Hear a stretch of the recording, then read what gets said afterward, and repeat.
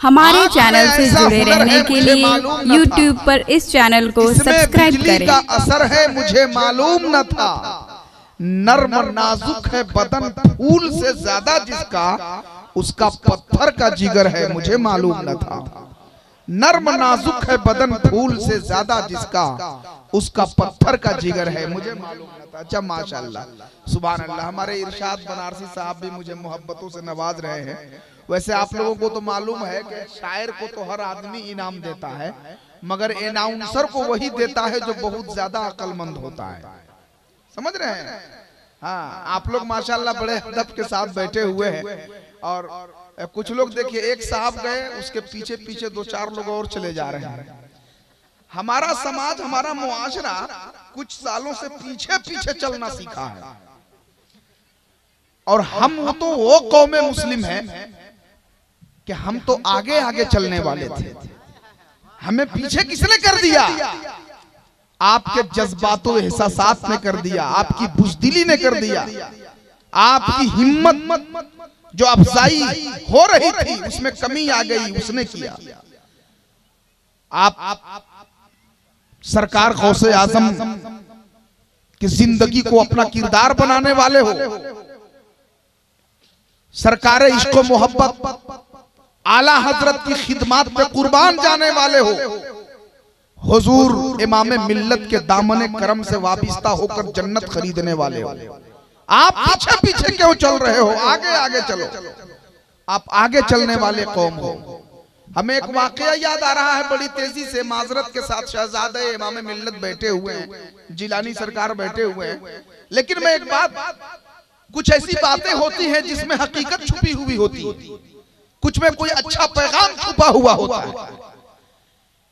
एक मियां बीवी बिल्ली से बहुत परेशान थे। बिल्ली से, बिल्ली आप लोग जानते हैं? अरे बिल्ली समझते हैं जी? बिल्ली कितने लोग बिल्ली जानते हैं? जरा हाथ उठाइए तो देखिए, बिल्ली दो चार लोग जानते हैं। जब अभी सब लोग बिल्ली को नहीं समझे हैं तो ये दिल्ली को क्या समझेंगे? जबकि आपको पार्लियामेंट को भी समझना है, दिल्ली को समझना है। जुनाब साहब, जब ये लोग बिल्ली नहीं समझे तो दिल्ली क्या समझेंगे? अरे आपको दिल्ली समझना है, बिल्ली तो बहुत छोटी सी चीज है। हम एक बात आपको बताते हैं, उसको लतीफा मत समझिएगा, उसमें पैगाम छुपा हुआ है। एक मियां बीवी बिल्ली से परेशान थे, तो बीवी ने कहा अपने शौहर से कि इस बिल्ली को पकड़िए और कुछ दूर छोड़ करके चले आइए, बहुत परेशान करती है घर में। बीवी के कहने पे शौहर चला गया। इधर देखिए ना, आप बीच में टोका टोकी काहे करते हैं? हम जानते हैं कि आपको कुछ मालूम होगा, तब उसको आपको इजहार करना जरूरी है क्या? बैठ जाइए, अदब से बैठिए आप। तो बीवी के कहने पे वो बिल्ली को पकड़ा और घर से कुछ दूर छोड़ के चला आया। एक रोज दो रोज के अंदर फिर वो बिल्ली घर में आ गई, तो फिर परेशानी का सबब बन गई। तो इस बार बीवी ने कहा कि जनाब, अब ये बिल्ली ऐसे नहीं मानेगी, इस बिल्ली को पकड़िए और एक थैला में बंद कर दिए और बहुत दूर जंगल में छोड़ करके चले आइए ताकि ये आ ना पाए। तो बीवी के कहने पे दोबारा बिल्ली को शौहर ने पकड़ा, एक थैला में बंद किया और बहुत दूर जंगल में जाकर के छोड़ आया। और जंगल में इतना अंदर चला गया कि जब बिल्ली को तो ये छोड़ दिया, मगर खुद घर का आने का रास्ता ये भूल गया। समझ रहे हैं? घर आने का खुद ही रास्ता भूल गया। दो चार दिन जंगल में भटकता रहा, किसी तरह से पसीना पोंछते हुए घर आया। तो बीवी ने पूछा, जनाब 3-4 दिन से कहां थे? तो शौहर ने कहा कि भाई हम जंगल में रास्ता भूल गए थे, भटक गए थे, जंगल ही में 3-4 रोज तक हम रास्ता तलाशते तलाशते रह गए। तो बीवी ने पूछा, बीवी ने कहा कि तुम आए कैसे? तो शौहर ने कहा कि बस उसी बिल्ली के पीछे पीछे आ रहा हूं। समझ गए आप लोग? समझ गए भाई? अच्छा चलिए, जो लोग समझे हैं वो अभी हंस लीजिए, जो नहीं समझे हैं 2-4 दिन के बाद समझ में आएगा, तब हंसिएगा। कोई दिक्कत नहीं है, ये कौम एक बार में नहीं समझती है, कुछ ही लोग समझते हैं। आपसे तो अच्छा वो अंग्रेज था ना, एक अंग्रेज आया इंडिया में और एक समोसा खाया। समोसा, समोसा जानते हैं? अरे समोसा जानते हैं जी? हाथ उठा के कितने लोग जानते हैं? माशाअल्लाह। हाँ, खाने की चीज है इसलिए सब लोग समझिएगा। समझे? समोसा, एक अंग्रेज आया और समोसा खाया।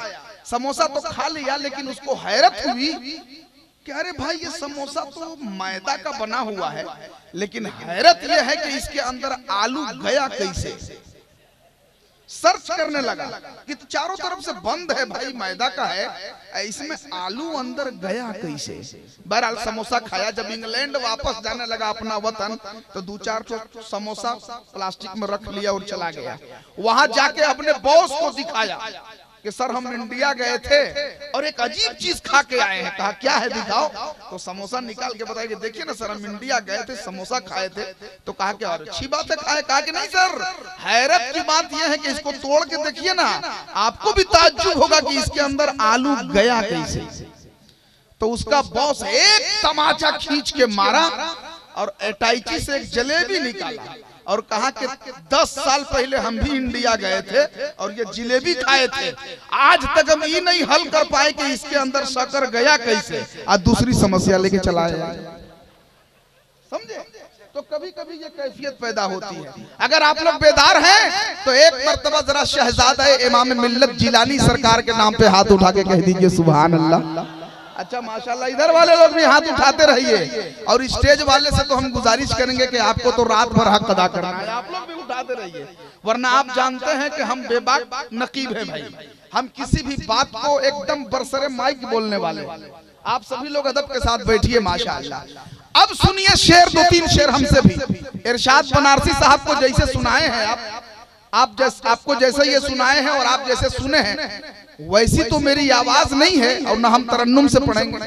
तरन्नुम से अगर हम पढ़ते हैं तो ये रहबर भाई से मोल झगड़ा लेना होगा, समझ रहे हैं। हम ऐसी गलती नहीं करेंगे।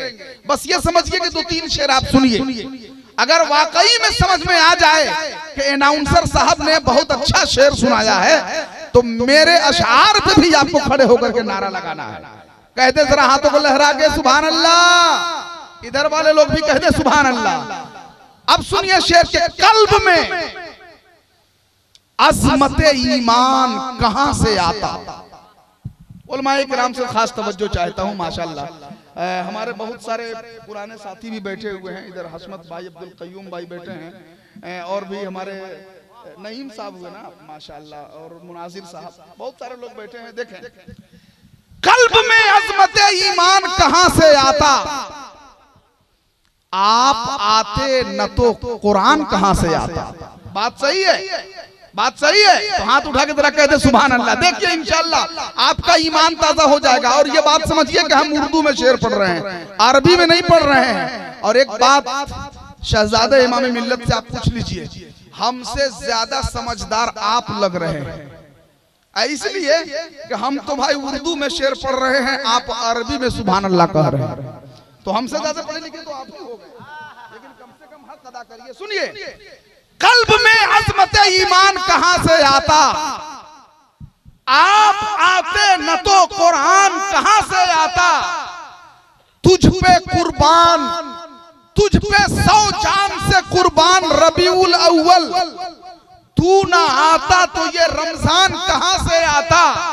अब जिनके नाम से ये जलसा सजा है मैं उनकी बारगाह में पढ़ रहा हूं, सुनिए। और जिस शेर के लिए हमने ये 2 शेर पढ़े अब वो शेर आ रहा है। जरा एक मर्तबा गरीब नवाज के नाम पे कह दे सुभान अल्लाह। सभी लोग हाथ उठा के ख्वाजा बाबा के नाम पे कह दे सुभान अल्लाह। कल्ब में अज़मत ईमान कहां से आता, आप आते न तो कुरान कहां से आता। तुझ पे 100 जान से कुर्बान रबीउल अव्वल, तू ना आता तो ये रमजान कहां से आता। और ख्वाजाए हिंद का एहसान है हम पर लोगों, वरना भारत में मुसलमान कहां से आता। ख्वाजाए हिंद का एहसान है हम पर लोगों। जरा एक मर्दे मोमिन वाह वाह वाह वाह वाह वाह, नारे तकबीर, कोई नारा लगा दे। नारे रिसालत, मसलके आला हजरत, ख्वाजा का हिंदुस्तान, हिंदुस्तान का जिंदा दिल मुसलमान, पीरे तरीकत सरकार हुजूर इमाम मिल्लत जिलानी सरकार। हो तो गया, ठीक है। जिलानी सरकार तो बहुत है। जिलानी सरकार की नजरें इनायत आप पे हो गई तो नारा लगाने भी आ जाएगा, है ना माशाअल्लाह। हम ऐसे नहीं मानेंगे, इसलिए कि हम ऐसी वैसी शख्सियत के नाम का ऐलान नहीं कर रहे हैं, सरकार गौसे आजम के लाडले का ऐलान कर रहे हैं। इसलिए नारा हम नहीं लगाएंगे, नारा मजमे से लगाना होगा। शहजादा इमाम मिल्लत आ रहे हैं, गुलशने कादरियत के महकते फूल आने वाले हैं। इसलिए नारा मजमे से लगेगा। कोई एक मर्द मुजाहिद पहले खड़ा होकर के नारा लगाए, कोई एक शख्स खड़ा हो जाए, भाई ये नारा लगाते हैं, इतना बड़ा मजमा है, माशाल्लाह लगाइए कोई। अब जवाब तो दीजिए आप लोग। या रसूल अल्लाह जिंदाबाद भाई, सुभान अल्लाह, जिंदाबाद जिंदाबाद, वाह वाह वाह, जिंदाबाद जिंदाबाद, सुभान अल्लाह सुभान अल्लाह सुभान अल्लाह, वाह क्या कहने, एक शानदार नारा लग गया हजरत के इस्तकबाल में। अब मैं इन 4 मिसरों के साथ शहजादे इमाम मिल्लत हुजूर सैयद मोहम्मदुल कादरी साहब किबला जीलानी सरकार को आपके हवाले कर रहा हूं।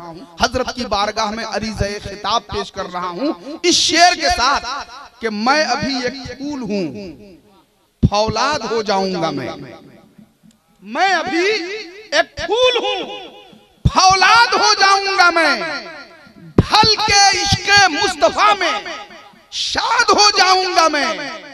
गौस के कुत्ते का पावर शेर को मालूम है, तू है अमेरिका तो फिर बगदाद हो जाऊंगा मैं, तू है अमेरिका तो फिर बगदाद हो जाऊंगा।